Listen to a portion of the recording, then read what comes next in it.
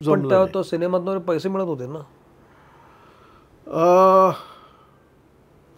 चांगला प्रश्न विचारला तुम्ही. व्ही शांताराम प्रोडक्शन्सचं पिक्चर केलं मी, असला नवरा नको गवई, मेन विलन. मला रोख रक्कम 500 मिळाली होती.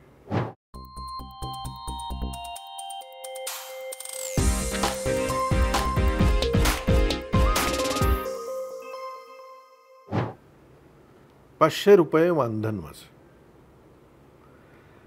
नाटकामध्ये काम करायचो, ₹100 नाईट. कसं कुठून भागणार पैसे? म्हणजे मुंबईसारख्या ठिकाणी जगण्या इतके पैसे तर निश्चित नव्हते, काम नव्हतं. आणि मग तिथं काही ठिकाणी असं वाटलं, म्हणजे असा अनुभव आला, आता तुम्ही विचारलं म्हणून मला आठवलं, कॉम्प्रोमाइजेस होते. जसे की नावं घेऊ शकत नाही, पण काही लोकांनी सांगितलं की प्रत्येक पिक्चरमध्ये असणार आहे, पण आम्ही सांगतो ते करायचं. त्या काळातल्या मराठीतल्या एका मोठ्या हिरोईननी, जी त्या काळात ती टॉपमोस्ट हिरोईन होती, तिने मला ऑफर दिली की माझ्या इथून पुढच्या प्रत्येक पिक्चरमध्ये तू असणार, ही माझी गॅरंटी. ती टॉपला होती, पण माझ्याशी लग्न करायचं आणि कोणाला सांगायचं नाही. क्रिटिकल होतं माझ्यासाठी हे म्हणजे एकतर माझ्या डोक्याच्या बाहेरची होती संकल्पना सगळी, की लग्न करायचं ह्या बाईबरोबर, कोणाला सांगायचं नाही, आणि ही सांगेल ते सगळं करायचं. आजच्या काळात अशी ऑफर फॅन्टसी वाटते लोक. फॅन्टसी वाटेल, पण मला मिळाली. मी मूर्ख होतो म्हणा, मी नाही ती ॲक्सेप्ट केली. मग नाही म्हटल्यानंतर समोरच्या माणसाचा इगो इतका दुखावला की मग मी कुठल्याही चित्रपटात असणार नाही याची दक्षता घेतली गेली. काय सांगताय? त्यामुळे काही इलाज नव्हता माझ्यासमोर की मी किती संघर्ष करणार, आणि मोठ्या माशाशी लढता येत नाही, त्यांच्याशी पंगा घेऊन चालत नाही. पण ती जी व्यक्ती होती, नाव नका सांगू, ती इतकी मोठी होती की सगळीकडं. हो, ती वन मॅन इंडस्ट्री होती. ती फार मोठ्या प्रोड्युसर डायरेक्टरची पाहुणी होती. मित्रमणेमध्ये तुम्हा सगळ्यांचं स्वागत. आज आपल्या सोबत आहेत प्रदीप पवारजी. प्रदीपजी, मी तुमचं मनपूर्वक स्वागत करतो. नमस्कार. प्रदीप पवार हे मनोविकासक आहेत, लाईफ कोच आहेत, आणि त्यांची गोष्ट फार इंटरेस्टिंग आहे. स्वतः अत्यंत वेगवेगळ्या परिस्थितींमधून तावून सुलाखून बाहेर पडल्यानंतर आलेलं शहाणपण हे त्यांच्याशी बोलताना जाणवतं. त्यांना झालेले साक्षात्कार मला जाणवतात, आणि आज ते अतिशय आनंदी समृद्ध जीवन जगतायत. पण ही वाट निश्चित सोपी नव्हती. याचं कारण असं की प्रदीप पवार हे नाव जुन्या पिढीला माहीत असेल, कारण त्यांनी 14 सिनेमे केलेले आहेत, पहिली गोष्ट. दुसरी गोष्ट, त्यांनी 8 ते 9 नाटकं केलेली आहेत, म्हणजे नाटकातून कामं करायची. आणि प्रदीप पवार हे नाव आणखी तुम्हाला जवळ नेणारं कसं असेल तर कुलदीप पवार हे जे अभिनेते आहेत ते त्यांचे बंधू. पण अशा घराण्यातून आलेले आहेत ते, की त्या घराण्यामध्ये समृद्ध घराणं होतं ते. असं असूनसुद्धा आपली वेगळी वाट या व्यक्तिमत्वानं चोखाळलेली आहे. तर ही वाट अशी वेगळी कशी झाली हे आपण आज तुमच्याकडनं जाणून घेऊया, आणि अल्टिमेटली बोलता बोलता आमचे लोक घेतच जातील त्यातनं जे घ्यायचं ते. तुमचं स्वागत. तुम्ही आवर्जून आलात मित्रमणेमध्ये, याबद्दल आम्ही एक छोटीशी भेट तुम्हाला देणार आहे. नेत्रा फूड्सतर्फे ही एक छोटीशी भेट. हे इन्स्टंट मील आहे, प्रिझर्वेटिव्ह नाही त्याच्यामध्ये, आणि पटकन तयार होतं, आणि भारतीय महाराष्ट्रीय फूड याच्यामध्ये आहे. तुम्हाला ते नक्की आवडेल. पटकन खाऊ बनवायला छान. Thank you so much. आणि अर्क ऑइल्स तर्फे ही कोल्ड प्रेस पद्धतीनं बनवलेली ऑइल्स आहेत. याच्या लाकडी घाण्या पद्धतीनं तयार केलेली आहे, आणि ह्याच्यामध्ये सुद्धा केमिकल वगैरे नाही आहे. तुम्हाला ते आवडेल. थँक्यू. स्वयंपाकात अतिशय कमी लागतात, मी स्वतः वापरतो. प्रदीपजी, जसं मी आत्ता बोललो, तुम्ही सुरुवातीच्या काळामध्ये 14 सिनेमे केले. सोयरीकपासून सुरुवात केली, निळू फुले, शरद तळवलकर अशी मोठी मोठी माणसं तुमच्या आजूबाजूला होती. तुम्ही सिनेमेत काम करायला लागला. 14 सिनेमे केले, मग नाटकं केली. शिवाय कुलदीप पवारसारखं एक मोठं व्यक्तिमत्व तुमच्या घरातच होतं, की ज्यावर लोकांनी खूप प्रेम केलं. मग इतकं सगळं अंगे असताना 14 सिनेमांचा अनुभव असताना तुम्ही एकदम एक वेगळी वाट कशी पत्करली आणि मग पुढचा काळ 20 वर्षाचा का गेला होता, हेच करिअर पुढं का केलं नाही, असे खूप प्रश्न माझ्या मनात आहेत. हे तुम्ही आता एक एक एक उलगडून सांगा मला. पहिली गोष्ट तर म्हणजे मी ज्यावेळेस तुमच्या या प्रश्नाकडे बघतो त्यावेळेस मला असं वाटतं की मला धरून नट केला होता, पहिली गोष्ट. बरं. मला ॲक्टर वगैरे होण्याचा काही विचार डोक्यात नव्हता, कारण एकतर मिलिटरी शाळेत शिकलेलो आणि काहीतरी UPSC वगैरे असं काहीतरी करायचं आणि कुठेतरी चांगल्या पदावरती नोकरी मिळवायची, ह्या विचाराने माझी सगळी वाटचाल सुरू होती. मला आठवतं 1975 साली कॉलेजमध्ये एक नाटक केलं आणि जीवनाची गती कशी असते, ते नाटक बघायला एक प्रोड्युसर आणि डायरेक्टर आले होते. आता कॉलेजच्या मुलांचं नाटक ते बघायला ते का आले होते मला माहीत नाही, पण ते बघायला कोणीतरी त्यांना बोलवलं होतं आणि धुम्मस नावाचं नाटक मी केलं होतं. इत्तेफाक त्याच्यावरती चित्रपट होता. बरं. आणि ते मुलांना फार आवडलं आणि त्याच्यानंतर विषय संपला. आणि एक दिवशी कॉलेजवरती कट्ट्यावर बसलो होतो आणि एक गाडी, एक ॲम्बॅसेडर गाडी आली, धडाधड लोक बाहेर पडले आणि कोणतरी कोणाला तरी शोधायला लागले आणि ते आम्ही बसलो होतो तिथपर्यंत आले आणि प्रदीप पवार कोण, मला वाटलं काहीतरी मारामारीचं प्रकरण आहे आणि म्हटलं मी प्रदीप पवार, काय विषय, तुम्हाला स्टुडिओत जयप्रभा स्टुडिओत बोलवलं आहे. कशासाठी, नाही तिथं काहीतरी काम आहे तुमच्याकडं. गेलो तर तिथं सगळी मोठी मीटिंग बसली होती. त्यांनी विचारलं की सिनेमात काम करणार काय, तर सिनेमात काम करणार काय मला विचारलं. मी कॉलेज फर्स्ट इयरला, मला असं वाटलं की मागे उभारायला कॉलेजची पोरंबिर असतात असं काहीतरी असेल. हां, मॉबमध्ये. हा म्हटलं करणार की काय, म्हणजे काय काम करायचं आहे, चित्रपटाचं नायक आहे आमच्या. अरे म्हटलं मी कसं डिसिजन घेऊ, वडिलांना विचारलं पाहिजे. ती सगळी गँग तिथून आमच्या घरी आली. वडिलांना सांगितलं असं असं आम्ही याला निवडलेलं आहे, तर तुमची परवानगी आहे काय. ते म्हणाले अभ्यास करून करणार असेल तर माझी काही हरकत नाही. असा सिनेमाचा प्रवास सुरू झाला. बरं. त्यामुळे एक तर मला असं वाटते की मी ॲक्टर कॅटेगरीतला नव्हतोच मुळात. मग त्याच्यानंतर दुसरं व्ही शांतारामनचं पिक्चर आणि राजा गोसावी, शरद तळवलकर, रंजना देशमुख माझी त्यात प्रमुख भूमिका. आणि व्ही शांतारामनी मला बोलवून मुंबईत राजकमलला म्हणाले, अरे तू काय काम करताय तुम्ही, ते अरे करायचे नाहीत कोणाला, अगदी मला बघून पण काय काम करताय. त्यांनी ॲक्टिंग करून दाखवलं माझं. आणि अनंत माने होते, अनंत मानेना म्हणाले की ह्यांना तुम्ही प्रत्येक पिक्चरमध्ये घ्यायला पाहिजे. अरे कोल्हापूरचा मुलगा एवढा चांगला ॲक्टर आहे. त्यावेळेला मला कळलं की मला ॲक्टिंग येते. बरं. आणि मग शांताराम बापूंची थाप माझ्या पाठीवरती असल्यानंतर मला असं वाटलं की येस आता ॲक्टिंग करिअर सुरू करायचं. पण तो काळ, त्यावेळेला काय टेलिव्हिजन नव्हतं, होय, सिनेमा होते, मी टीनएजर होतो. मराठीचा काळ तो असा अरुण सरनाईक, सूर्यकांत, चंद्रकांत ह्या कॅटेगरीचे ॲक्टर्स. आणि आम्हाला काम देणार कोण, आम्हाला आमच्या वयाच्या लोकांचं काही नव्हतंच, रोलच नव्हता. मग इथं धडपड करायची कशी. आणि मुंबईत हे सगळं जरासं अवघड व्हायला लागलं. त्यातूनही पिक्चर्स मिळाली, त्यातूनही नाटकं मिळाली. अगदी यशवंत दत्तसारख्या माणसापासून, प्रभाकर पणशीकरांच्यापासून, दत्ता भटांच्यापासून या सगळ्या लोकांच्याबरोबर कामं करायच्या संधी मिळाली. कितीतरी शिकायला मिळालं आणि राहिलो. पण शेवटी ह्याचं काय, तो काळ असल्यामुळे एकतर काही कामं नाहीत, कधीतरी मराठीतले किती सिनेमा निघणार, त्यात आम्हाला कोण घेणार, पैसे किती मिळणार आणि मुंबईसारख्या ठिकाणी राहायचं कसं, ही सगळी एकंदरीत भ्रांत होती सगळी. हां, इतकी भ्रांत होती की तिथं राहणं. पण या सगळ्यामध्ये मग पुढं काय निभावं लागलं तुमचा, पुढं निभाव कुठला लागला. मग लक्षात आलं, मी मुंबईला तुम्हाला सांगतो की मुंबईला राहण्याची प्रॉब्लेम. 7 बंगला नावाची जी एरिया आहे तिथले 6 बंगले पडले होते, एक बंगला शिल्लक राहिला होता, पाडायचा राहिला होता. तिथं साळवी नावाचे एक मित्र होते माझे, त्यांचं एक खोली होती त्यांची, ती दुसरीकडे शिफ्ट झाली होती. त्यांच्याकडे गेलो, अहो राहायला जागा नाही. ते म्हणाले आमच्या इथं खोलीत झोपताय का बघा. त्या अख्ख्या भूतबंगल्यामध्ये कोण नव्हतं, एक खोली, पाणी नाही, लाईट नाही, काही नाही.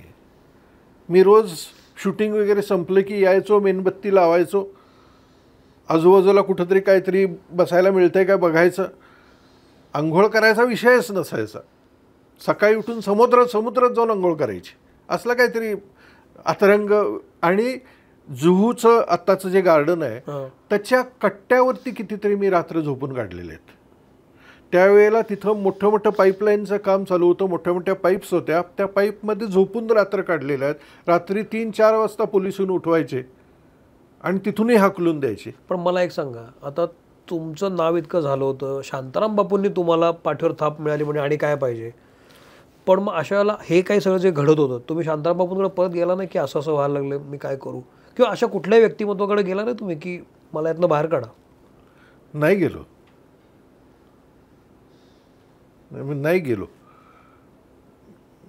कारण खरं सांगू तुम्हाला, त्यावेळेला सगळेच स्ट्रगल करत होते. मराठी इंडस्ट्रीचा काळच हा काळ, मी साधारण तुम्हाला 1980sचं सांगायला लागलो. काळच असा होता की डिरेक्टर पण स्ट्रगल करत होते, प्रोड्युसर्स पण स्ट्रगल करत होते. आणि मग ह्या सगळ्या दरम्यान एक पिक्चरचं मी शूटिंग करत होतो, थांब टाकल्या भांग पडते नावाच्या पिक्चरचं. त्या प्रोड्युसरच्या शेवटी त्याच्या बिल्डिंगच्या खालती गाडी लागायची, कारण त्याच्याबरोबरच शूटिंगला जायचो. त्या गाडीत रात्री येऊन झोपायला लागलो. मग एक दिवशी त्या वॉचमनने प्रोड्युसरला सांगितलं की हा गाडीतून रात्री झोपतोय. मग त्यांनी मला विचारलं की तू गाडीतून का झोपतोस माझ्या? म्हटलं माझ्याकडे झोपायला जागा नाही. मग त्यांनी मला त्याच्या घरी घेऊन गेला. त्याचंच घर वरती होतं, सुभाष खांडळकर नाव त्यांचं. आणि त्यांच्या घरी मग पुढे महिनाभर राहिलो मी. मग किती दिवस तरी राहणार त्यांच्याकडे. मग शेवटी म्हटलं की आता आपल्याला काय पर्याय नाही म्हणून तिथून बाहेर पडलो. आणि पण या सगळ्या काळामध्ये तुमच्या घरातून आणखी एक व्यक्तिमत्व इंडस्ट्रीत आलं होतं, कुलदीप पवार, की जे खूप मोठं नाव झालं. विलन म्हणून पण ते खूप गाजले, कॉमेडी सेन्स उत्तम होता, दिसायला देखणे होते. तुम्ही काही कमी देखणे नाही आहात, तुम्ही उत्तम दिसता. मग घरातून असा जर एक भाऊ आपल्याबरोबर असेल तर त्याची साथ मिळाली नाही. तुमच्यात काय डिस्कशन व्हायचं अशा वेळेला? तुमच्या प्रश्नामध्येच उत्तर नाही आहे. प्रश्नामध्येच उत्तर आहे. कारण मला मुळात मुंबईला ये म्हणून माझ्या भावानेच सांगितलं की कोल्हापुरात राहून तुझं काय होणार नाही, सिनेमा परसू करायचा असेल तर मुंबईला ये. मुंबईला ये म्हणजे कुठे ये? माझ्याकडे ये. बरोबर. असंच मी धरलं, असं गृहीतच आहे. हां. आणि इथं सगळं बॅग बांधली आणि भावाकडे गेलो. भावानी पहिल्या दिवशी विचारलं किती दिवसासाठी आलायस? इथं हवाच गेली माझी. म्हटलं इथलं सगळं पॅकअप करून आलोय. आणि पुढं माझ्या एक आठवड्याभरात लक्षात आलं की त्याला देखील माझ्यासारख्याला तिथं पोचणं त्यावेळेला शक्य नव्हतं. एक लायबिलिटी झालो असतो मी. बरं. आणि माझं नशीब असं की एका आठवड्यातच माझे एक दुसरे रिलेटिव्ह मला भेटले मुंबईत. बरं. त्यांच्या घरी जाणं येणं सुरू झालं. आणि मग ते म्हणाले की तुमचं जर सिनेमात काय जमत नसेल तर आपण मिळून काहीतरी प्रोजेक्ट करूया. बरं. बदलापूरला आपण पोल्ट्री काढूया, जमीन घेऊया. आणि म्हणून तिथं मी आणखीन काही दिवस राहू शकलो. मग नंतर पुढं त्यांची बदली झाली. त्यामुळे ना घर का ना घाट का अशी माझी अवस्था. पण जनरली कामातनं काम येतं सर. तुम्ही एक सिनेमा केला, दुसरा मिळाला, दुसऱ्यातनं तिसरा, मग तुम्हाला नाटकं मिळाली, नाटकातनं दुसरं नाटक मिळालं. म्हणजे तुम्हाला संधी वारंवार खुणावत होती, तुम्हाला पर्याय पुन्हा पुन्हा मिळत होते. मग इतकी नाटकं करून किंवा इतके सिनेमे करून बंदचा निर्णय कधी घेतला आणि का घेतला? कारण हे म्हटलं तसं माझ्या खांडळकर नावाच्या प्रोड्युसरकडे राहायला गेलो, महिनाभर राहिलो. पुढे राहणार कुठे? म्हणजे राहायचं आणि पैसे, जर दर महिन्याला माणसाला पैसे मिळतात तर त्याला भाडं भरणं वगैरे काहीतरी शक्य असतं. आमच्याकडं असं काहीच नाही. त्यावेळेला फक्त दूरदर्शन, कुठलं तरी एखादं काहीतरी काम मिळायचं, त्याचे पैसे 300 किंवा 500 एवढेच मिळायचे. मग अशा वेळेला परत त्या सोकॉल्ड अभिनेत्रीकडे जाऊन असं काय वाटलं ना ऑफर घ्यावी आणि सर्वाइव्ह? नाही वाटलं की परत जाऊया, वाटलं हारलोय असं स्वतःला समजूया असं वाटलं, पण कोणाच्या अशा डॉमिनन्स खालती राहावं असं वाटलं नाही. बरं, मग पुढं काय झालं? म्हणजे तुम्ही ठरवलं की हे नको. मग आलो इथं परत. आणि इथं तर काय करणार? एक थांबवतो. मग इथं काय करणार तुला थांबलोय आपण. एज्युकेशनली तुमचं काय बॅकग्राऊंड आहे? मी एज्युकेशनली बेसिकली ग्रॅज्युएट झालो. बरं. इथपर्यंतच त्यावेळेला एज्युकेशन केलं. हां. त्याच्यानंतर वेगवेगळ्या गोष्टी माझ्या जीवनामध्ये घडल्या. मग मी ओपन इंटरनॅशनल युनिव्हर्सिटीतून PhD केलं. कधी? साधारणपणे 90ला. हां, ओके. पण तुम्ही ग्रॅज्युएट होता. हो. कट टू तुम्ही पुन्हा कोल्हापुरात आला. आता काय करायचं? आता काय करायचं?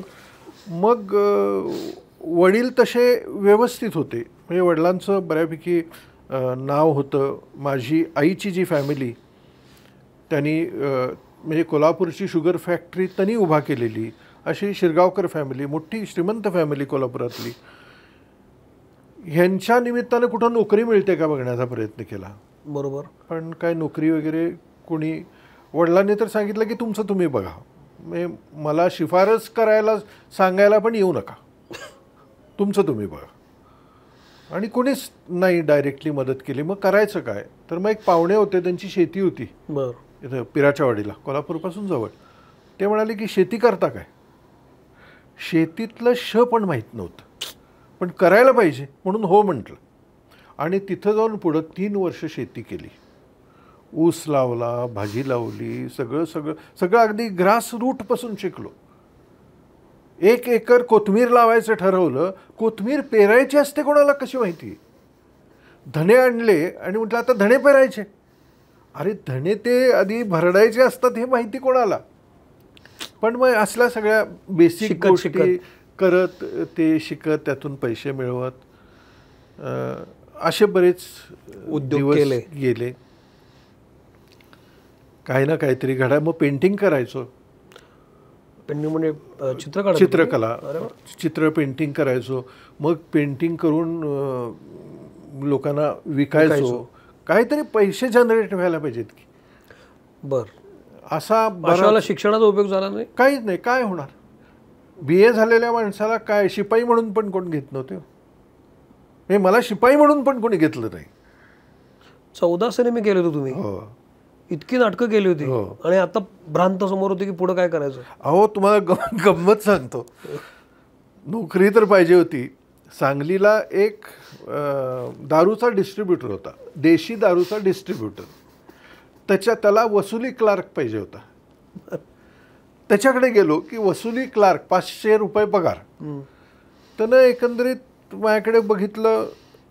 माझं काय करत काय होता, सिनेमात काम करत होतो. शिरगावकर उगार शेजारी, शिरगावकरांचा नातू, कुलदीप पवारचा भाऊ म्हणाला मी तुम्हाला नाही नोकरीला ठेवू शकत. म्हणजे हे माझं असलं क्वालिफिकेशन मला नोकरी मिळण्यामध्ये पण आड आलं. त्यामुळे अगदीच वाईट परिस्थिती. काय ना काहीतरी करून एकच ठरवलं त्यावेळेला, हरायचं नाही. बरं. काय वाटेल ते. मी भाजी पिकवायचो शेतामध्ये आणि इथं भाजी मंडईत उभा राहून भाजी विकायचो. ही किती सालची गोष्ट आहे? ही साधारण 90 सालची गोष्ट. 90ची गोष्ट. तुम्ही स्वतः भाजी विकायचो? मी भाजी रस्त्यावरती उभा राहून भाजी विकायचो. लोक म्हणायचे काय ते नट बघ भाजी विकतंय. कारण कोल्हापुरात सगळ्या गल्लीबोळातून शूटिंग झाली होती माझी. मला ओळखायचे, भावामुळे मला ओळखायचे. म्हणजे लिटरली तोंडावर म्हणायचे काय नट भाजी विकतंय बघ. पण मला जराही त्याचं काही वाटायचं नाही, वाटलं नाही कधी. कारण मला असं वाटायचं की माझ्याकडं मी प्रामाणिकपणे ही गोष्ट करतोय ना, तर तुम्हाला काय वाटतंय ह्याचा मला काही घेणं देणंच नव्हतं. त्यामुळे मी. पण या सगळ्यामध्ये दुसरी परिस्थिती पॅरलली चालत असते. कारण तुम्ही 90मध्ये भाजी विकायला सुरुवात केली, बरेच उद्योग केले. तोपर्यंत घराच्या इतर व्यवस्था म्हणजे वडील, भाऊ पुरते स्थिरस्थावर झाले असतील. कुलदीप पवार तर खूप मोठं नाव झालं होतं. मला एवढी निश्चित खात्री आहे की इकॉनॉमिकल आर्थिकदृष्ट्या पण ते निश्चित सक्षम झाले असतील. अशाला तुम्ही दोघं भाऊ कधी बोलत नव्हता, तुझं काय चाललंय, माझं काय चाललंय, साध्या गप्पा?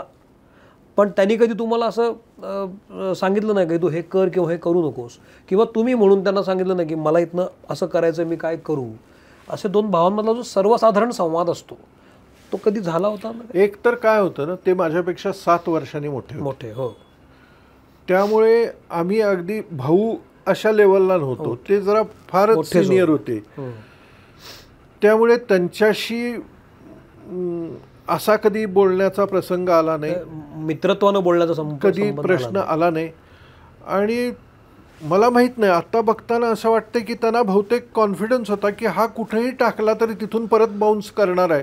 त्यामुळे त्यांनीही मला कधी विचारलं नाही किंवा तुला काय माझ्या सहकार्याची गरज आहे काय, असा संवादच आमच्यात कधी झाला नाही. बरं, मगाशी बोलता बोलता सर म्हणाले की 20 वर्ष फार कठीण होती नंतरची. तर तुम्ही 90 साली भाजी विकायला सुरुवात केली, तर हा जो 20 वर्षाचा काळ खूप मोठा काळ आहे सर. 20 वर्ष खूप मोठी असतात. ह्यातला सगळ्यात तळातला काळ कुठला होता की इथनं वर कसं यायचं आता, ही शंका होती. आणि मग वर यायला कशी सुरुवात झाली, काय झालं? दरम्यान 81 सालचा एक तुम्ही मला मगाशी बोलता बोलता एक संदर्भ सांगितलात. 81 साली, आता हे जे सांगणार ते कदाचित अविश्वसनीय वाटू शकतं, पण तो शेवटी स्वतःचा अनुभव आहे. आणि तो समोरचा व्यक्ती कसा सांगतोय ह्याच्यात आपल्याला तो सेन्स असतो की त्या व्यक्तीला ते खरंच आलाय अनुभव की नाही. ह्याच्या पलीकडे आपण काय करू शकत नाही, तो सेन्स असतो. तर 81 साली त्यांना तो अनुभव आला, तो तुम्ही सांगाच. पण तेव्हा तुम्ही काय करत होता? म्हणजे तुम्ही इंडस्ट्रीत होता, सिनेमे करत होता, दुसऱ्या सिनेमा शोधत होता, आणि मग हा अनुभव आला. काय होतं तो? हो, मी मुंबईत राहत होतो. बरं. सिनेमा करत होतो, चालू होतं सगळं व्यवस्थित. आणि मला आठवतंय 18 जुलै 1981 साली मी मुंबईतून कोल्हापूरला यायला निघालो बसमधून. आणि मध्येच मला काहीतरी व्हायला लागलं आणि अशा उकळ्या फुटायला लागल्या आणि रडू यायला लागलं. मला काही कळेना काय चाललं आहे. पण मी तसाच सस्टेन करत करत आलो, कोल्हापूरला पोचलो. आणि मी अशा एका अवस्थेमध्ये गेलो जिथं नुसता आनंद आहे. मी कोणाशी कम्युनिकेट करू शकत नव्हतो. घरात कोण नव्हतं त्यावेळेला, आईवडील दोघंच होते. पण म्हणजे ते त्यांच्या कामात होते, मी आलो घरी राहिलो. आणि त्याच्यानंतर 15 दिवस मी अशा वेगळ्या अवस्थेत गेलो. मी एकटाच असायचो आणि नुसता आनंद व्हायचा, नुसता आनंद असा ओव्हरफ्लो व्हायचा माझ्यातून. आणि आनंद आनंद, दुसरं काहीच नाही, काही कॉन्टेक्स्ट नाही, काही नाही. आनंद व्हायचं काही कारण नाही, फक्त आनंद वाहतोय माझ्यातून, डोळ्यातून पाणी वाहतंय. आणि तुमच्याशी बोलायला लागलो तर असं वाटायचं की तुम्ही नाहीच आहे, मीच माझ्याशी बोलतोय. इथं दुसरं काहीच नाही आहे, सगळं एकच आहे. आणि त्या ह्याच्यामध्ये असा काय म्हणूया त्याला, असा डुंबत गेलो त्या डोहामध्ये आनंदाच्या. 15 दिवस गेले आणि मग तो ओसरायला लागला हळूहळू. अर्थात त्याच्या आधीपासून मी ॲटोमॅटिकली अध्यात्माकडे वळलो होतो. अध्यात्मातलं पण कळत नव्हतं, पण गोडी निर्माण झाली. ही साधारण 75-76 साली गोडी निर्माण झाली मला. आणि मी ह्यातलं सगळं वाचायला. काय होतं? 75 साली मी 18 वर्षाचा होतो. तुम्हाला 18 वर्षी अध्यात्माची गोडी लागायला? हो, एकदम 18व्या वर्षापर्यंत काही नव्हतं, मला माहीत पण नव्हतं अध्यात्म म्हणजे काय. 18व्या वर्षी असं काय झालं तुम्हाला गोडी लागायला? काय ऐकलं? हे मी कोहम ते सोहम नावाचं नुकतंच पुस्तक एक लिहिलं. त्यामध्ये मी हे लिहिण्याचा प्रयत्न केला की एक दिवशी की एक शंकरराव घोरपडे नावाचे गृहस्थ भेटले मला. ज्येष्ठ फोटोग्राफर होते. आणि असेच भेटले आणि गप्पा मारताना असं लक्षात आलं की ते माझ्या वडिलांना चांगले ओळखतात. त्यांचा एक जुना वाडासारखं घर होतं, ते घरी घेऊन गेले. आणि मला म्हणाले, काय वाचताय बिचताय काय, पुस्तकं वगैरे वाचताय? आम्ही कुठली पुस्तकं वाचत होतो, काहीच नव्हतं. एकतर मिलिटरी शाळेतनं शिकून आलेला हाडेलप्पी, आणि इथं आल्यानंतर नुसती कॉलेज दंगा मस्ती ह्या फ्रेममध्ये होतो मी. त्यामुळे असं काही नव्हतं. म्हटलं काय नाही वाचत काका, एक पुस्तक देतो वाचा जरा. म्हणून तरी एक पुस्तक मला काढून दिलं कपाटात. टायटल होतं साद देती हिमशिखरे, अच्छा. G.K. प्रधान. पुस्तक आणलं, काय शीर्षक पण कळलं नाही, ठेवलं घरात आणून, आणि ते किती दिवस तसंच टेबलवर होतं. काही दिवसानंतर आजारी पडलो, ताप आला आणि बिछाण्यातच पडून होतो आणि सहज वळलो आणि पुस्तक तिथं पडलं होतं. लक्ष गेलं पुस्तकाकडे. बघूया तरी काय आहे म्हणून ते वाचायला घेतलं. बरं नव्हतंच मला, आणि वाचायला लागलो आणि त्या पुस्तकामध्ये मी जसा एंटर करायला लागलो, मला ते हॅरी पॉटरचं पुस्तक वगैरे असतं, म्हणजे पिक्चर असतं ना की इथून एंटर करून दुसरीकडेच बाहेर पडतोय, तसं ते पुस्तक वाचायला लागलो आणि दुसऱ्या डायमेन्शनमध्येच बाहेर पडलो. त्या पुस्तकाने अशी ग्रीप घेतली माझी की अरे मी ट्रान्सफॉर्म झालो त्या एका पुस्तकाने. आणि मग पुस्तक वाचून झाल्यानंतर गेलो घोरपडेंच्याकडं. म्हटलं काका हे पुस्तक, म्हणाले कसं वाटलं? म्हणाले, मी म्हटलं भन्नाटच आहे, काहीतरी जादू आहे या पुस्तकामध्ये. म्हणाले वाटली ना जादू? म्हटलं हो वाटली. आता ह्याच्या पुढची जादू तुम्हाला देतो म्हणून त्यांनी एक मोठं पुस्तक काढून दिलं मला. पण तोपर्यंत माझी अशी काहीतरी वेगळीच अवस्था झाली होती की आणखीन पाहिजे, आणखीन द्या मला काहीतरी वाचायला, असं होतं. तोपर्यंत पुस्तक एकही वाचलं नव्हतं. त्यांनी दुसरं पुस्तक दिलं, ऑटोबायोग्राफी ऑफ अ योगी, परमहंस योगानंद. ते पुस्तक वाचल्यानंतर तर संपला, विषयच संपला. म्हणजे त्या सुरवंटाचं फुलपाखरू झालं का फुलपाखराचा सुरवंट झाला मला माहीत नाही.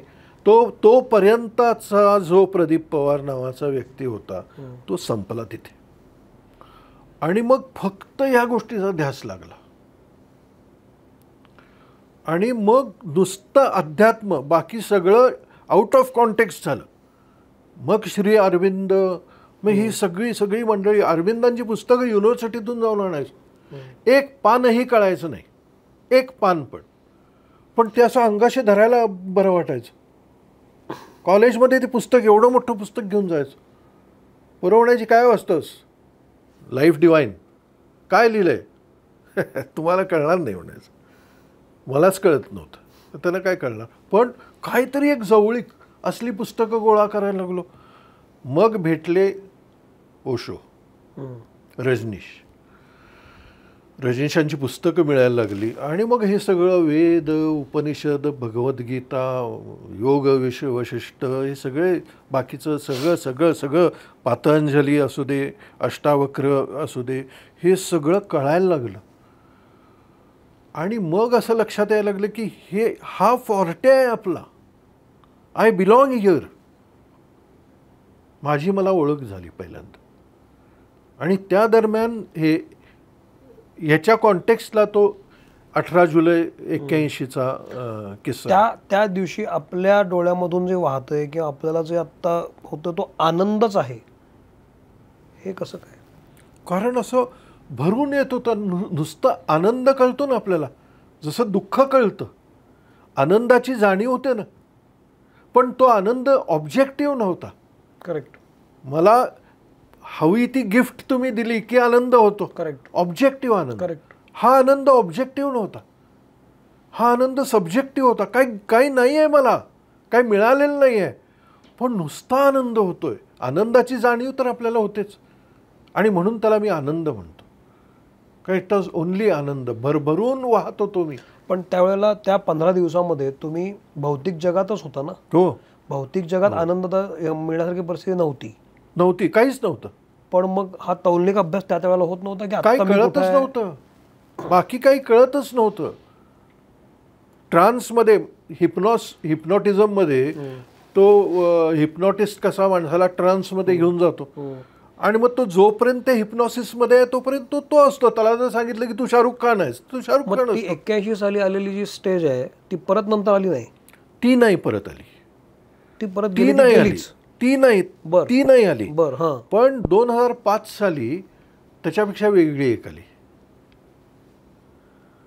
ती फार वेगळी होती. पण मग यामध्ये 90च्या दशकामध्ये तुम्ही भाजी विकायला लागला वगैरे वगैरे, पुढे सर्व्हाइव्ह कसं केलं टिल 2005? नाही, टिल 1997 पर्यंत हे असंच काहीतरी करत, पडेल ते मिळेल ते करत. आणि अशा बारक्या बारक्या गोष्टी काही नाही घडायला लागल्या, कुठेतरी काहीतरी मिळायचं काम छोटं मोठं, पण असेच 3,000 रुपयेपर्यंतची माझी झेप. 3,000 रुपयाच्या वरती मिळालं नाही. अनेक वेळा 3,000 रुपये आपल्याला महिना चालवायचा आहे. मला आठवतं आहे, माझे एक मित्र होते जे माझ्या कॉलेजचे GS होते, कोल्हापुरातली मोठी असती, महापौर होते कोल्हापुरातले, आणि त्यांची बँक होती कोल्हापुरात, बरं, आहे अजूनही. पैसे नाही, घर चालवायचं आहे. त्यांच्याकडे गेलो, म्हणालं पैशाची अत्यंत गरज आहे. त्यांनी सगळा माझा प्रवास बघितलेला, सिनेमा बघितला, सगळा बघितला, कॉलेजमध्ये कॉलेजची नाटकं गाजवली, हे सगळं बघितलेलं. बरं, घरी नेहमी येणारे कुलदीप पवारांचे फॅन. मला 5,000 रुपये पाहिजेत, पर्सनल लोन तुमच्या बँकेतनं द्या. त्यांची बँक, स्वतःच्या वडिलांच्या नावाची बँक.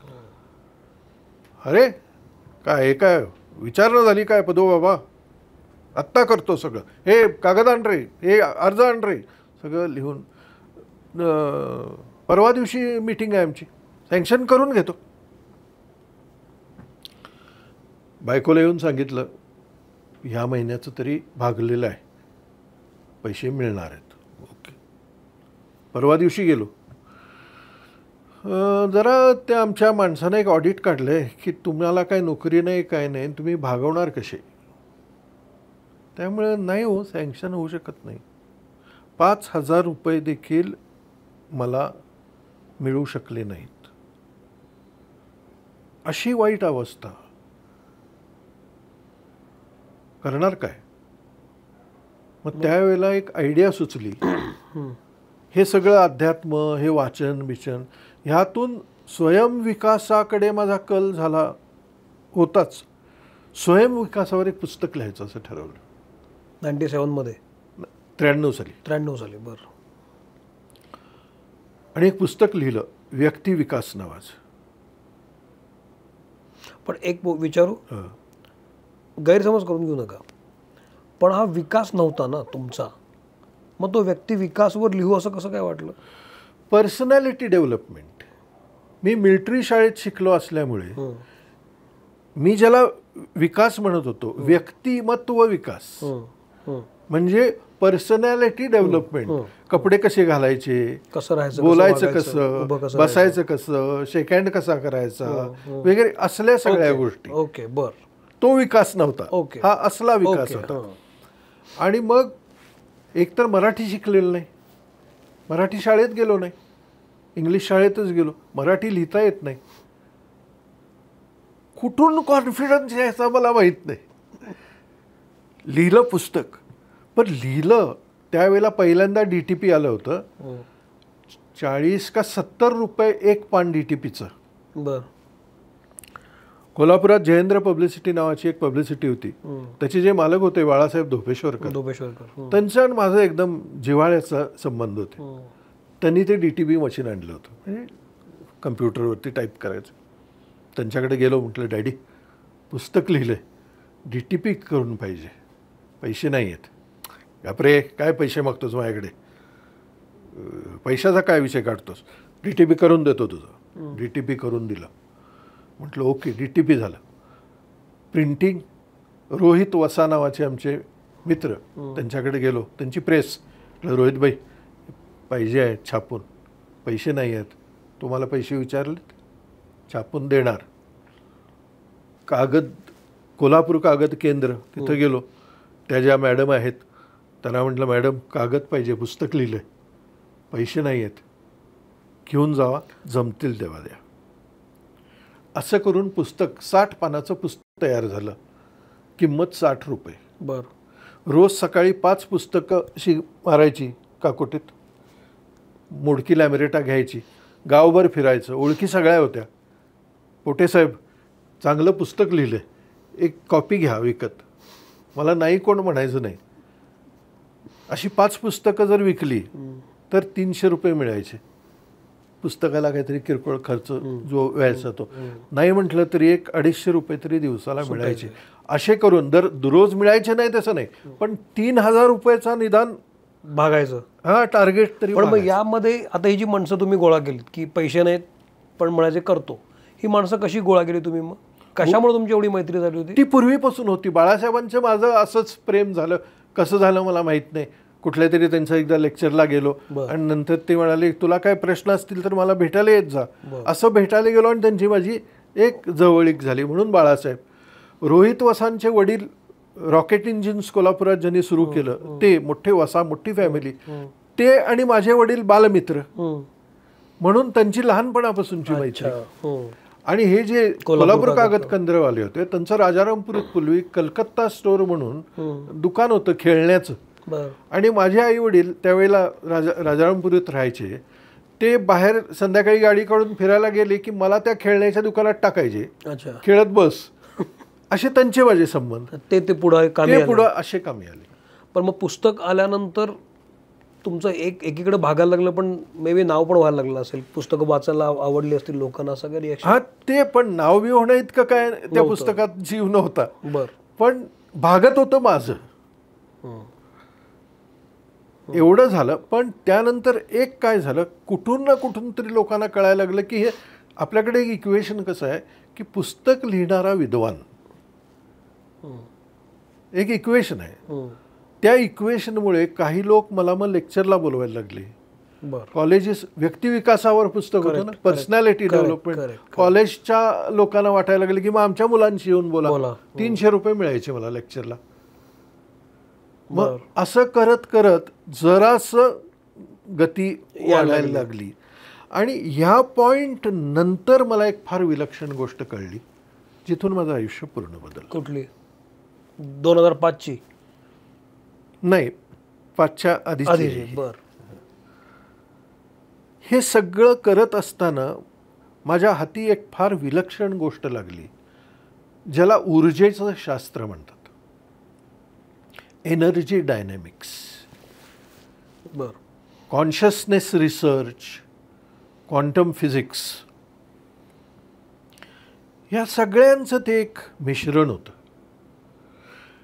एनर्जी डायनॅमिक्सचा अर्थ काय, हे जे जग आहे, ज्या जगामध्ये आपण राहतो ते स्थूल आहे.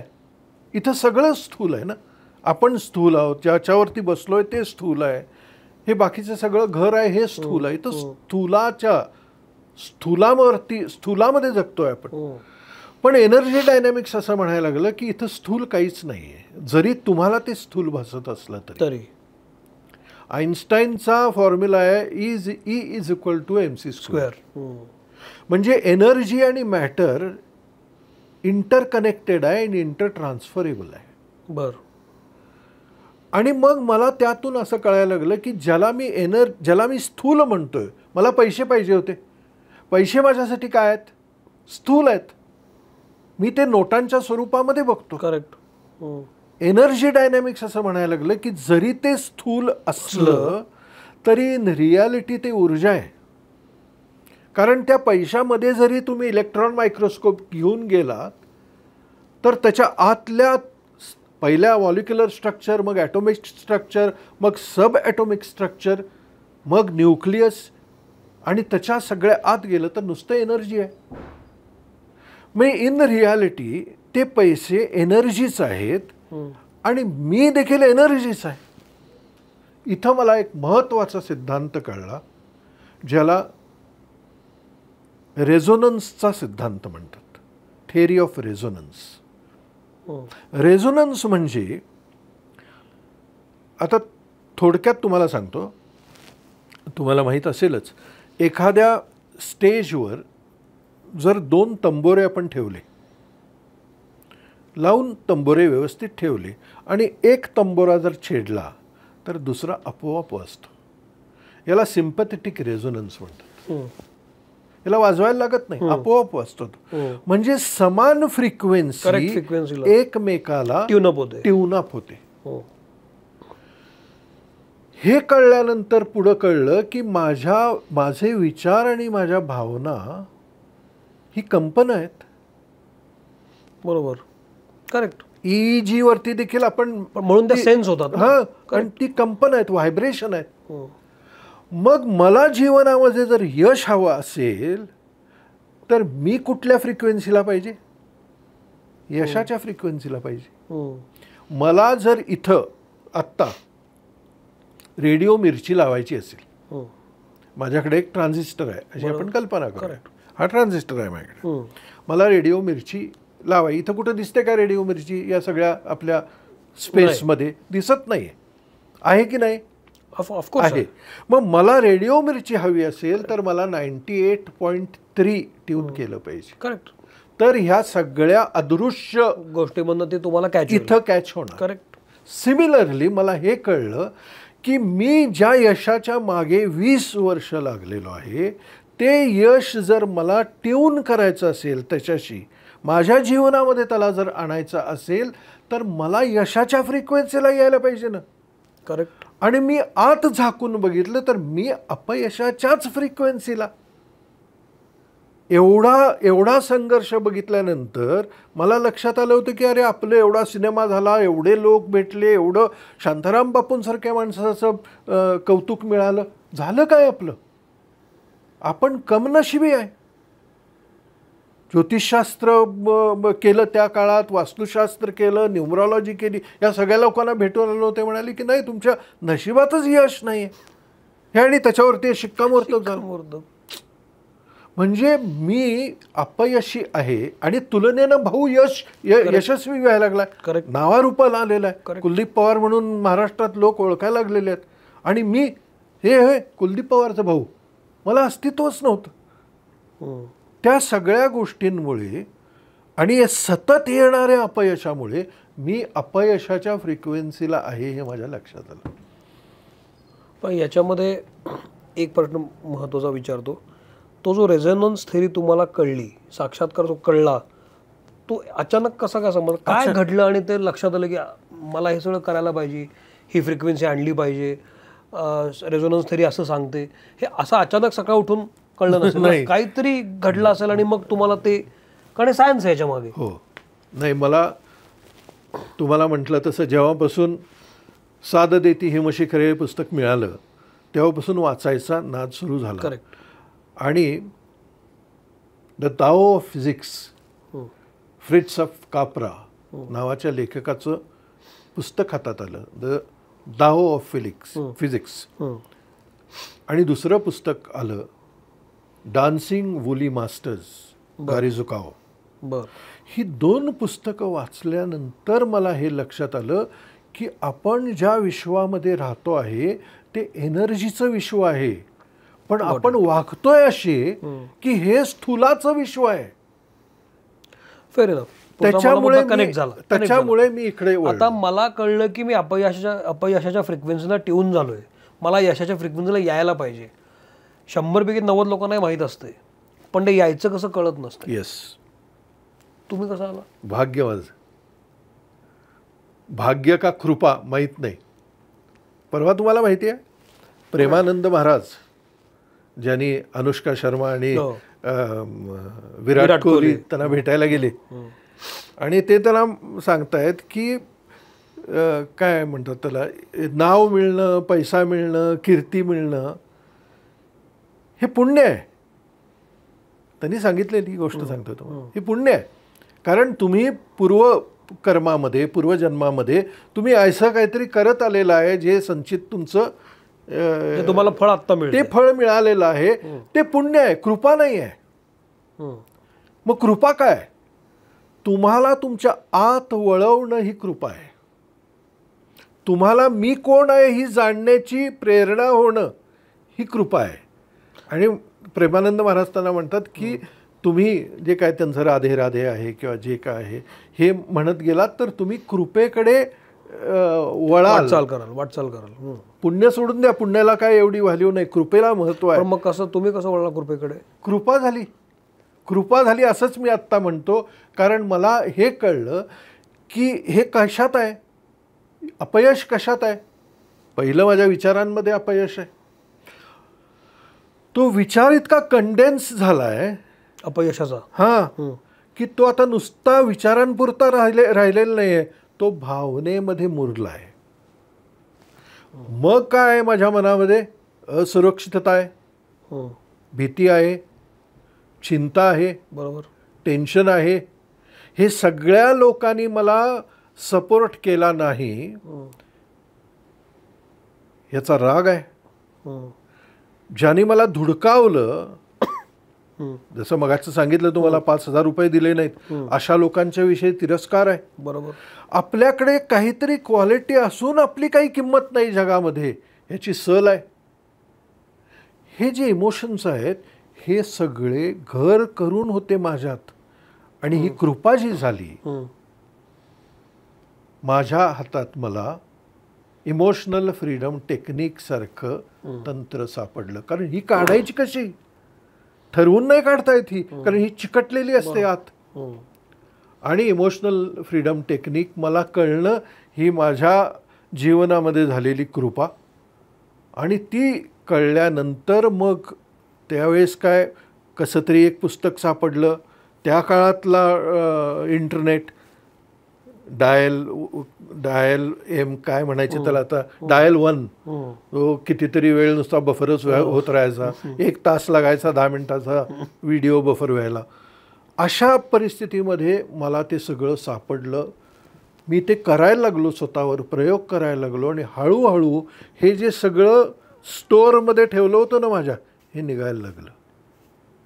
हे सगळे इमोशन्स जे घर करून बसले होते माझ्यामध्ये.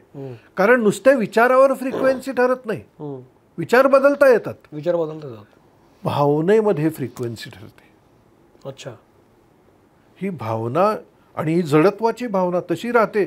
कितीही तुम्ही म्हटलं की नाही मी समृद्ध आहे, मी जीवनाची समृद्धी उपभोगण्यास पात्र आहे, म्हणू शकतो. Can you believe?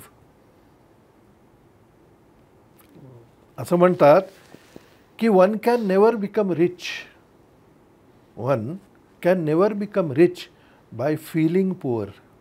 करेक्ट. तुम्ही आत गरीबच फील करत असला, तुम्ही किती करा, तुम्ही रिच नाही होऊ शकत. आणि रिच पैशानं जरी झाला तरी उपभोग नाही घेऊ शकत. मग त्या रिचनेसचा अर्थच नाही ना. सो इमोशनल फ्रीडम टेक्निक हे तंत्र मला कळल्यानंतर हळूहळू जवळजवळ 2-3 वर्ष मी माझ्यावर प्रयोग करायला लागलो. सगळे ही कचरा जो आहे स्टोअर हाऊसमधला तो काढायला लागलो. आणि जसजसा हा कचरा जायला लागला तसं ते चिखलातून कमळ बाहेर येतं ना, तशा माझ्या आयुष्यातलं ते कमळ बाहेर नुसतं आलं नाही, ते बहरायला लागलं. हा काळ कुठला होता? हा 97 नंतरचा. 2005ची काय गोष्ट होती ती? हां, ती टर्निंग पॉईंट ठरली माझ्या आयुष्यातली. आज 20 वर्ष झाली. आपण ऑगस्टमध्ये आहे. एक्झॅक्टली 29 ऑगस्ट 2005 साली. ह्या सगळ्या फ्लोमध्ये होतो तोपर्यंत मी रात्री 10:30 वाजता जेवण करून माझ्या बेडरूममध्ये गेलो आणि असा खुर्चीवर बसलो होतो. काहीतरी विचार करत इकडे तिकडे बसलो. आणि 10:30 वाजता असा विचार आला, चला उठूया, झोपायला जाऊया. उठलो. माझ्या डाव्या हाताला मोठा आरसा होता आणि त्या आरशात बघितलं. आरशात बघितल्यानंतर मला असं जाणवलं, आधी आरशात दिसलो मी, प्रदीप पवार, ज्याला मी प्रदीप पवार म्हणतोय, माझी आयडेंटिटी. आणि ती आयडेंटिटी माझ्यासमोर अशी अशी अशी क्रम्पल झाली आणि माझ्या पायातून पडली. आणि मी तोपर्यंत त्याला मी म्हणत होतो, तो संपला, तो खालती पडला आणि मी त्या बॉडीतनं बाहेर आलो. मी आहे, बॉडी आहे, आरसा आहे आणि आरशात कोण नाही आहे.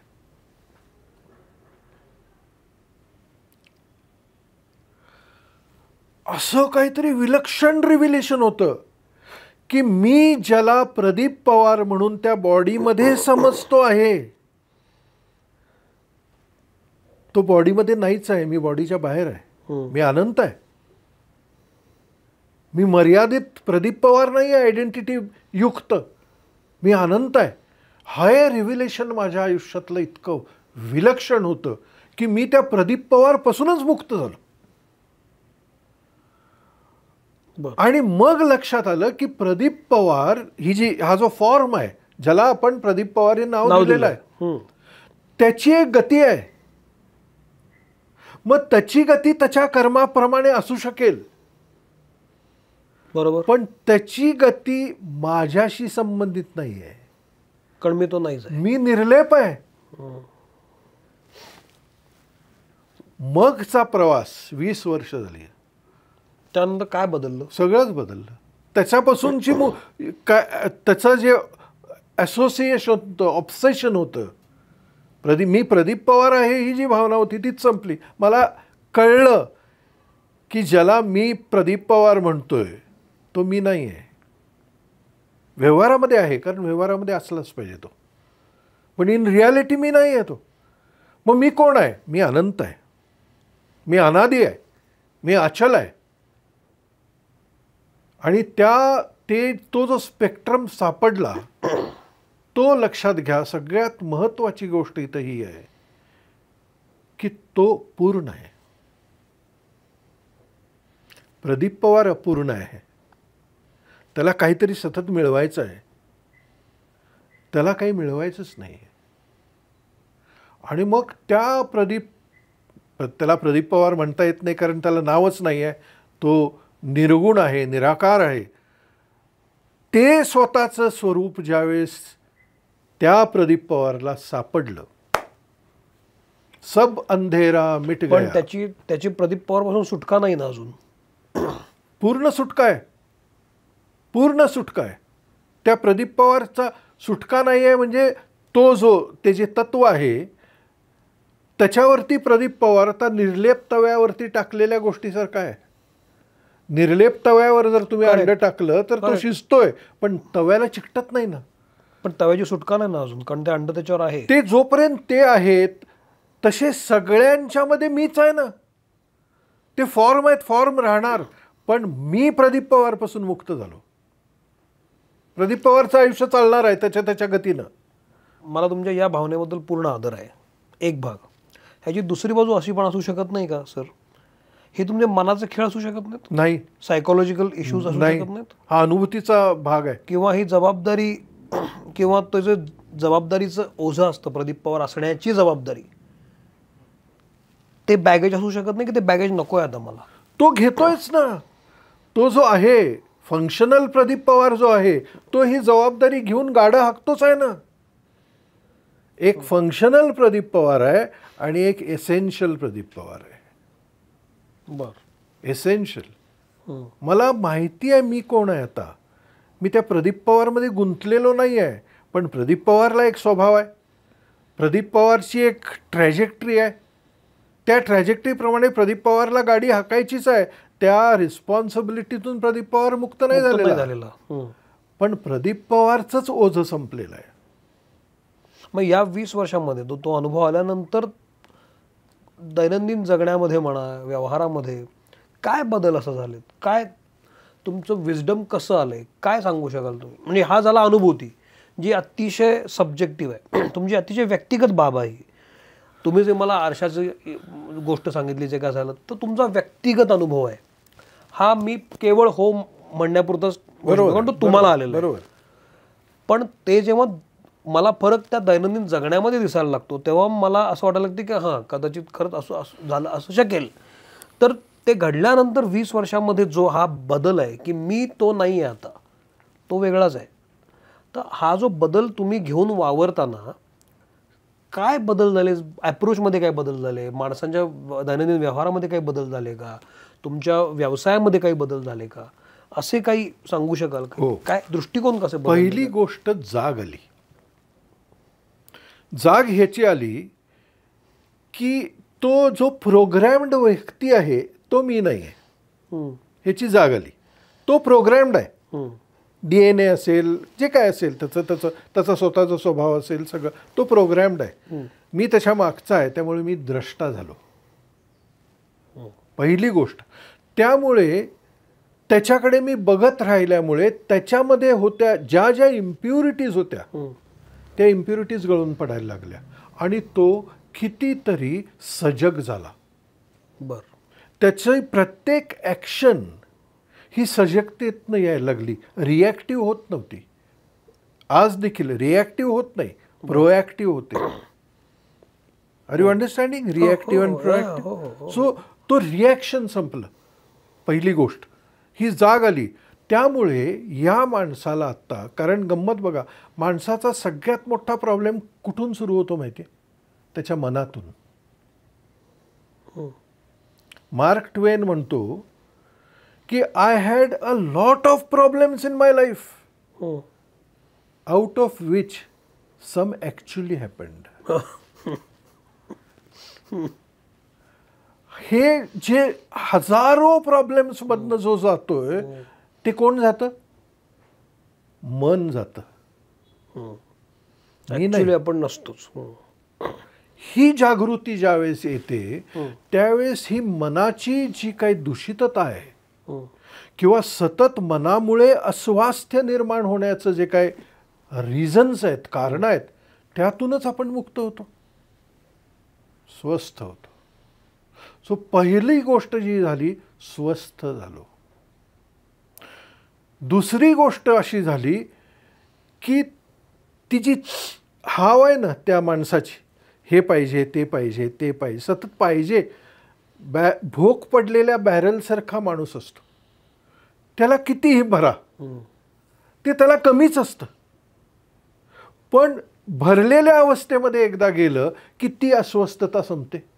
आणि मग रेझोनन्स, मगाशी जसा म्हटलं, भरलेल्या रेझोनन्समधून व्हायब्रेट व्हायला लागल्यानंतर आयुष्याकडून सगळं आपोआप मिळत गेलं. व्यवसाय 100 पटीनं वाढला. माणसं यायला लागली. मी मनी उपासना नावाचा कार्यक्रम जो घेतोय ना, 12 वर्ष घेतोय. 12 वर्ष एकच वर्कशॉप. 12 वर्षामध्ये जवळजवळ 300 लोक असे आहेत जे 12 वर्ष करतायत तोच वर्कशॉप. त्याच्याशिवाय आणखीन 300-400 वाढतात दरवर्षी, तो वेगळा विषय. पण ही 300 लोक 12 वर्ष का करतायत? त्या फील्डमध्ये यायला लागल्यानंतर त्यांच्यामध्ये देखील असं ट्रान्सफॉर्मेशन घडायला लागतं जे त्यांना इतकं सुखावतं. आणि नुसतं मनी उपासनापुरतं नाही, जे मनी उपासना असेल, सप्तचक्र शुद्धी क्रिया असेल, शिवोहम असेल, जे जे प्रोग्राम्स मी घेतो, ही रिपीट करणारे लोकच फुल करून टाकतात कार्यक्रम. कारण ते त्या पद्धतीचं स्वास्थ्य आणि सहजता जीवनामध्ये अनुभवायला लागतात, जी आज मी अनुभवतोय. सर्वसामान्य व्यक्तीनं जगण्यामध्ये ही जर जाग यायची त्याला हवी असेल, त्याला जर जाग यायची असेल तर काय करायला पाहिजे? जागवायला पाहिजे. कसं? म्हटलं तर मी जागाच आहे. बरोबर, मी जागा नाही आहे. कारण ज्याला मी म्हणतो ना, मी माझ्या मनाला मी म्हणतो, माझ्या आयडेंटिटीला मी म्हणतो. बरोबर. त्या आयडेंटिटीच्या मागे एक द्रष्टा आहे ना. तिथपर्यंत कसं पोचायचं? अनुभूती येण्यासाठी काय आवश्यक आहे? अनुभूती येण्यासाठी काय आवश्यक आहे? ही जाणीव की मी म्हणजे माझं मन नाही. माझ्या मनामध्ये विचार येतो, म्हणजे मी आणि विचार वेगळा आहे? मी विचार नाही आहे. पण ही जबाबदारी झटकणं नव्हे का? हे म्हणजे मी याला हात लावला, मी नाही लावला, माझ्या हातानं लावला असं म्हणणार का नाही? हो, पण हात माझाच आहे ना. हात माझा जरी असला तरी मनामध्ये येणारा विचार हा भूतकाळातला किंवा भविष्य काळातला आहे. बऱ्याच वेळा 90%. म्हणजे there is something non as a working mind and a thinking mind. Operative काय असतं? दिवसभर काय चालू असतं? Thinking mind. कामापुरतं वर्किंग माइंड. तुम्हाला आता गणित सोडवायला दिलं मी, तिथं थिंकिंग माइंडची गरज नाही आहे, तिथं वर्किंग माइंडची गरज आहे. त्यावेळेला तुम्हाला भाजी आणायला जायचं आहे, बायकोनी दूध आणायला सांगितलंय, हा विचार येत नाही, त्यावेळेस गणित सोडवतो आपण. बरोबर, करेक्ट. पण हे ज्यावेळेस आपण गुंतलेलो नसतो त्या थिंकिंग माइंड चालू असतं ना बॅकग्राऊंडला, आणि ते भूतकाळ आणि भविष्य काळाचं फ्युजन करून काहीतरी तिसरंच मांडत असतं. करेक्ट. आणि वाहत चाललेलो असतो विनाकारण कुठेही. पण जागे होतो त्या जबाबदारी वाढते ना, कमी नाही होत. की हे चाललेलं आहे हा मी नाही आहे, माझ्यात नाही आहे, हे ह्या फॉर्ममध्ये हे सगळं गोंधळ चालू आहे, मी त्या गोंधळापासून अलिप्त झालो ना. सो गोंधळापासून अलिप्त झालो तर स्वस्थ झालो. कळलं मला. पण असं जेव्हा अलिप्तता आल्यानंतर विचार येतच असणार आहेत. हो मन आहेच. हो. मग त्या विचारांमध्ये बदल होतो. विचारांमध्ये बदल नाही होत, कालांतराने होतो तो. कालांतराने होतो, कारण त्या विचारांना कळतं की ह्या माणसाकडे प्रेझेंट होऊन उपयोगच नाही, कारण तो बघतच नाही आपल्याकडे. सो विचार यायचे थांबत नाहीत, पण त्यांची तीव्रता संपते. आणि मुळात आले तरी जागा झालेल्या माणसाला कळतं की आलाय. मग तो कुठल्याही विचाराचा लाईफ किती आहे? 2 सेकंद, 3 सेकंद, 4 सेकंद. 4 सेकंद जागा झालो तर तो इकडून त्या दुसऱ्या खिडकीतनं बाहेर जातो, तो राहत नाही. पण धरला त्याला तर मग आयुष्यभर राहू शकतो. आणि जो जागा झालेला नाही तो प्रत्येक विचाराला असं धरत असतो आणि त्याच्या मांडीवर ठेवत असतो आणि जड होत असतो. सो जो म्हणजे त्याच्यानंतर ह्या 20 वर्षामध्ये 2005 सालानंतर मी हेच शिकवत आलेलो आहे, जागं व्हा.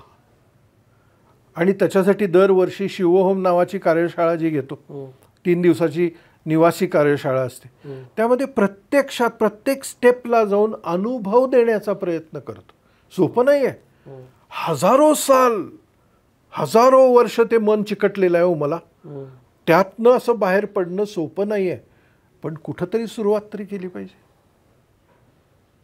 तुम्ही ज्या म्हणजे आता इतकं उत्तम आयुष्य जगताय तुम्ही, हरकत, गॉड ब्लेस यू. आपल्या आता भोवताली जेव्हा मी पाहतो तेव्हा खूप लोक असे वेगवेगळ्या कारणामुळे डिप्रेशनमध्ये गेलेले असतात, नर्वस झालेले असतात. कोणाला पगार वाढत नाही, कोणाला मूल होत नाही, कोणाचं लग्न होत नाही, अशा अनेक अनेक गोष्टी, कोणाला भावाभावाशी पटत नाही. आपल्याला हवं तसं लाईफ जगता येत नाही आहे.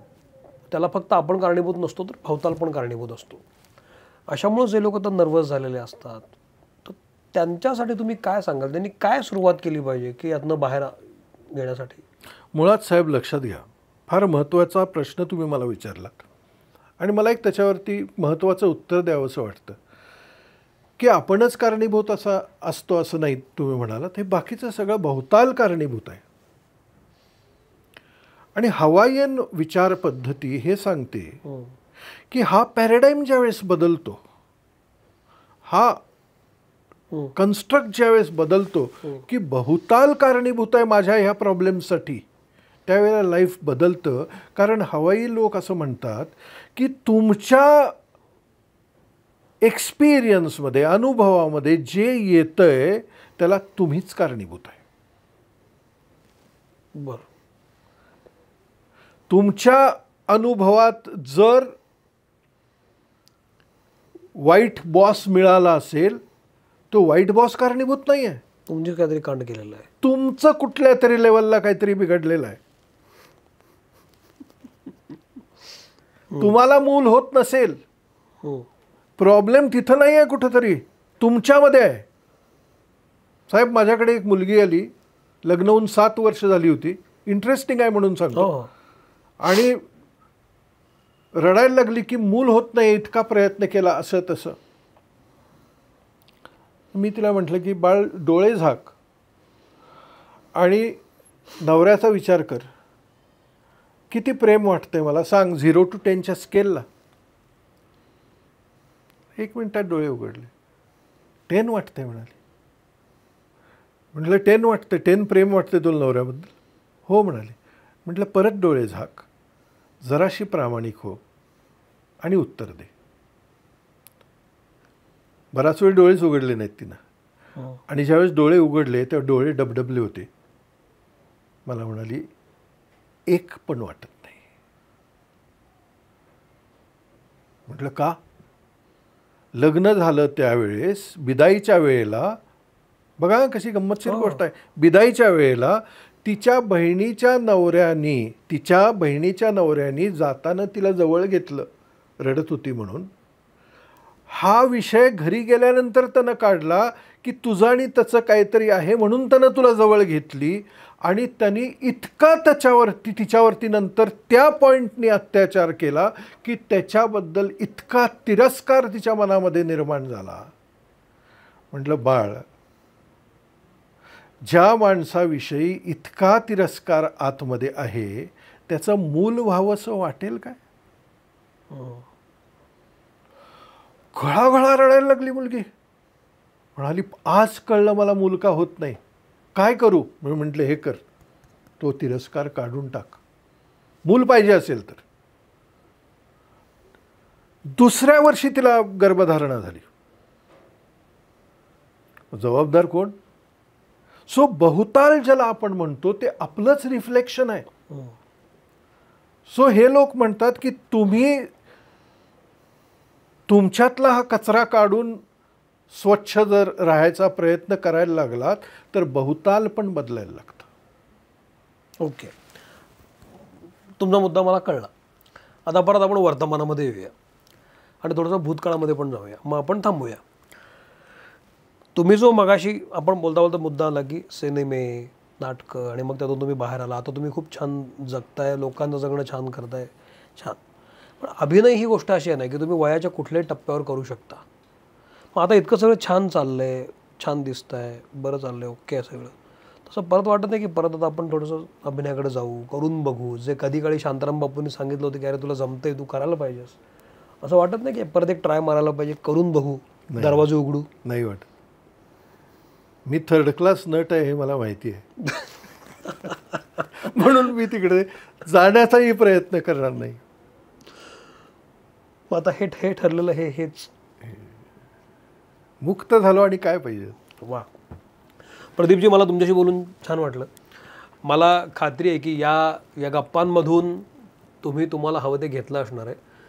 कारण मगाशीच मी म्हणालो तसा आपला सेन्स आपल्याशी कधी खोटं बोलत नाही, आणि अनुभूती म्हणा किंवा एखाद्या व्यक्तीवरचा विश्वास, तो जे काय सांगतोय त्याला किती ट्यूनअप व्हायचं हा ज्याचा त्याचा प्रश्न आहे. पण एक नक्की आहे की आत्ता प्रदीपजींनी जे सांगितले ते त्यांना आलेली अनुभूती होती आणि ती पूर्ण अतिशय प्रामाणिकपणे ते माझ्याशी बोलत होते असं आत्ता मला जाणवतं आहे. तर हा एपिसोड कसा वाटला मला जरूर सांगा. शहाणे व्हा, जागं झालं पाहिजे आपण, कारण ते फार महत्त्वाचं आहे. प्रदीपजी, तुम्ही मित्रमंडळीमध्ये आलात याबद्दल खरंच मनपूर्वक आभार.